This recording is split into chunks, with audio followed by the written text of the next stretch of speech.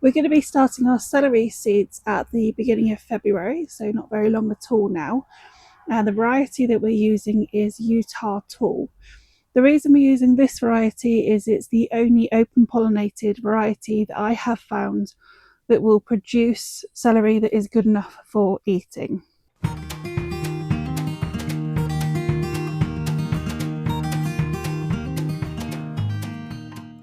Other varieties that you often get in magazines are absolutely fine for using in cooking, and celery is fantastic as a base for most soups and also stocks and things like that as well. So it's great to have in the garden. It's also something that when you buy in the supermarket, that actually it doesn't last very long once you've opened the packet. And although it can be difficult to get growing initially, actually once we start growing these, they pretty much take care of themselves other than the watering needs. As well as our February sowing, we also will do a later sowing in May. So the February sowing is particularly for the ones that I'm going to grow under cover, or if you're in a milder area of the UK, then that will be absolutely fine to plant them out. We're looking for night temperatures around 10 Celsius really for these before they're going to not sulk and they'll enjoy the conditions. So if you aren't able to offer them and that will be too soon, then I would sow them a little bit later. And you don't need to necessarily wait for May. You could wait for March and just give them a bit of time. These seeds do take quite a few weeks to germinate and then they grow very slowly.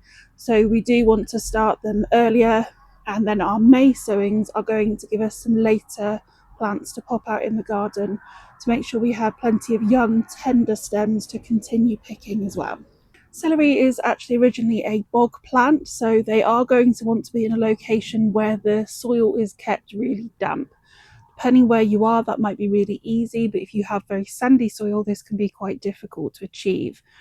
And you may find at that point that although they'll grow, they just won't be very palatable and they'll be a bit chewy where the water doesn't keep them nice and tender. My first sowings will be planted in by polytunnel amongst my tomatoes. So they get the shade of the tomatoes and then they also get the tomatoes irrigation. So they'll have plenty of water. And then my later sowings will go outside and I'll just try and make sure that the plants that are beside them maybe shade them a little bit. Or the other thing I've previously done is done a bit of a cover crop alongside them. So it keeps the soil from being too exposed and then keeps them damp. So I've done that with a clover before, but you could try other ones as well, just as long as it's a low growing crop. Other things that do very well, which self-seed in my garden, is things like violas, which will just keep that ground covered for you. The early sowings we're going to sow in the house, and then they're going to stay in the house until the temperatures have really improved outside. So they may not go out till April or even May, depending on what spring we have. The germination temperature for these is between 15 and 21 Celsius. So usually you can achieve this on top of a fridge or from a heat mat or anywhere within your house that's just consistently warm. Mine will go under grow lights, and pretty much everything of mine does go under grow lights because my windows are not sunny enough even from mid-February where those light levels have improved. If you don't want to purchase grow lights, that's a step too far, that's absolutely fine. Then you'll want to start these from mid-February, and these seeds need light to germinate. So we want to make sure that right from the get-go, they do have that light available to them. Obviously for this grow along, you are going to need the seeds. So the variety that we've gone for, Tall Utah, is available from Tamar Organics. If you sign up for my newsletter, that will then get you a discount code for them as well. I think it is also sold elsewhere as Utah Green. So if you're looking elsewhere, then that's one to look for. When it comes to other varieties, as I've said, I don't particularly like the other open pollinated varieties for eating, so you'd want to look for an F1 variety. We will be using a little seed tray to pop ours in. I only used sieved multi-purpose compost. I don't buy any seed compost. I think it's a waste of money personally. And then we'll also need some sort of dome just to keep them warm and keep the moisture levels up as well while they're germinating. So other things that you might need for this grow along is some fleece. So if you want to get them out a little bit earlier than your temperatures are going to be suitable, or you are up north and you're just worried that your temperatures might be a little bit inconsistent, then some fleece just to cover them when they're initially planted out will be really helpful, and will just stop them going into any shock, which could encourage them to go to seed sooner. Pest that we are going to need to consider with our celery is definitely slugs. They are going to enjoy these tender young plants, so grow a few extra that you can pop out if there are any issues, but also try and keep that area tidy.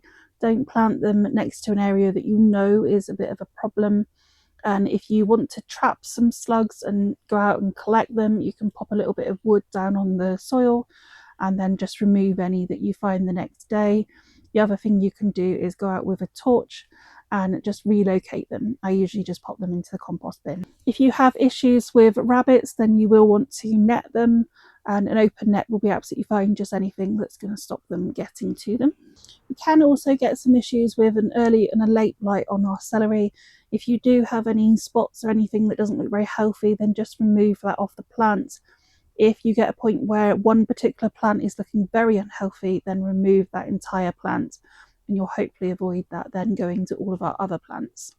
I also do find damage from celery fly on mine. It's a very cute little fly. I will pop a picture up of it. And that doesn't really cause any issues beyond making the leaves not look quite so pretty.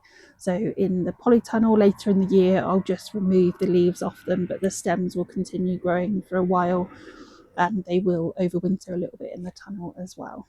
If you have any questions, please do let me know. Otherwise, we'll see you next when we start sowing these seeds. And also, if you could like, comment, or share the videos just to help other people get involved, that would be really helpful.